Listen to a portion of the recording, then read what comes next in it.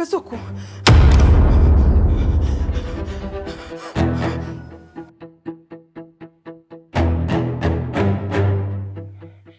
Wewe, Kasuku kafanyaje tena? Kaka Widon, nimekutana na mtu ambaye ana picha ya Kasuku. Anamuulizia kwangu.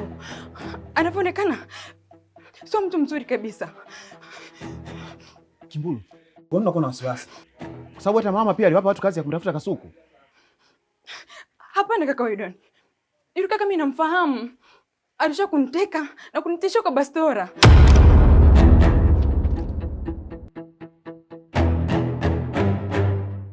We, kumbe. Twende haraka basi tumwangalie. Hebu njoo.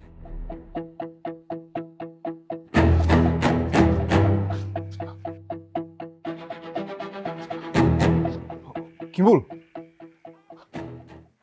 Yuko wapi? Mbona simuoni wewe mtu? Sasa hebu sikia. Hii sio ishara njema hata kidogo. Hebu pita huko, alafu mimi nipite huko.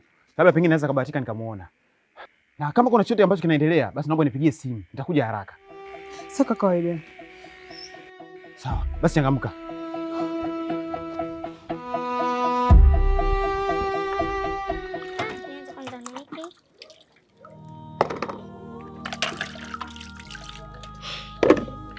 Nifuate na hiki.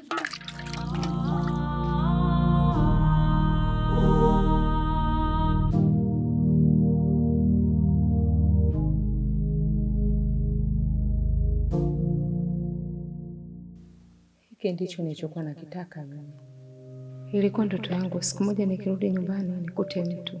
Nafurahi sana kuitwa mama kwa sasa.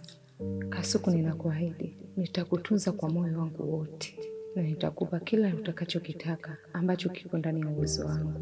Nakupenda sana binti yangu Kasuku.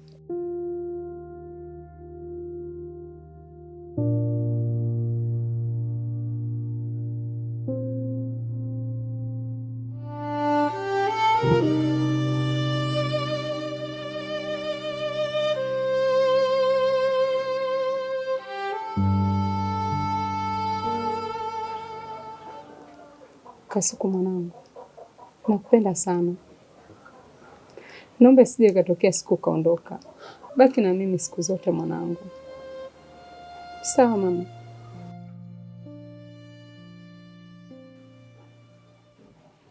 Hapana mama, mimi niko na wewe siku zote, siwezi kuondoka.